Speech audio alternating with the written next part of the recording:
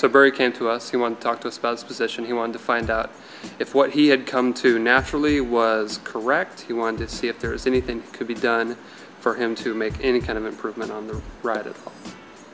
When you get to the level that we get to in our sport, and it's always the little things that you try and improve on, and I think BG Fit is an awesome way to do that, just to make sure that I'm stable on the bike, that I'm producing the best possible outputs I can. So during the interview, one thing I learned that was unique to his fit was that Burry had broken both of the first metatarsal joints, and that's really going to affect how the shoes were going to work for him. During the assessment, however, I found that for the most part he was really a biomechanical 10. He had great flexibility, no leg length discrepancy, nothing was really wrong with the guy, nothing would stand out that would say this is going to make this fit challenging for me at all. Yeah, I've had a pretty good run, so there's a few minor things. I've had some foot trouble before with some cracked bones in my feet, and yeah, basically nothing serious that really affected the actual setup of the bike. So we went straight into just analysing how I was sitting on the bike. With the video technology they've got, filming, he could actually Donnie could show me exactly what I was doing. And when he got on the bike, that's when things started to look a little different. He wasn't sitting on the saddle square at all. In fact, his entire right side was hanging off the side of the saddle, and that caused his entire body to just be twisting on the bike. His right knee was driving towards the top tube.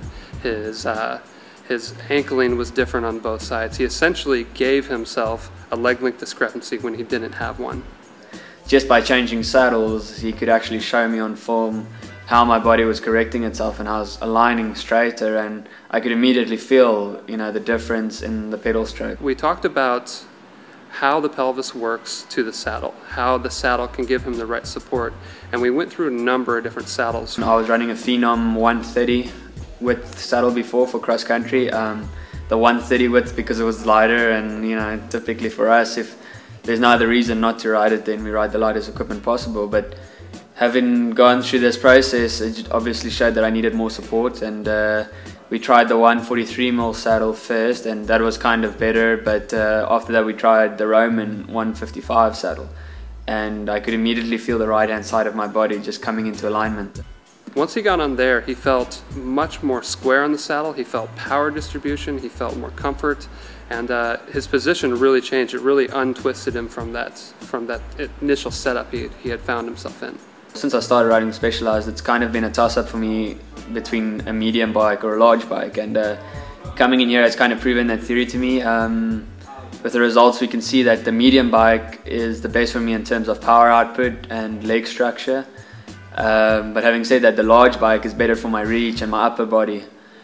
It's an interesting balance with his riding, because the position he had set up for him was a little cramped. So we had to lengthen the stem out, but we had to kind of keep it within a range that wasn't going to throw so much weight over the front end of the bike that we would hurt his handling at all when he was riding off-road. So now we've gone with a medium frame and a slightly longer stem to give me that reach that I need.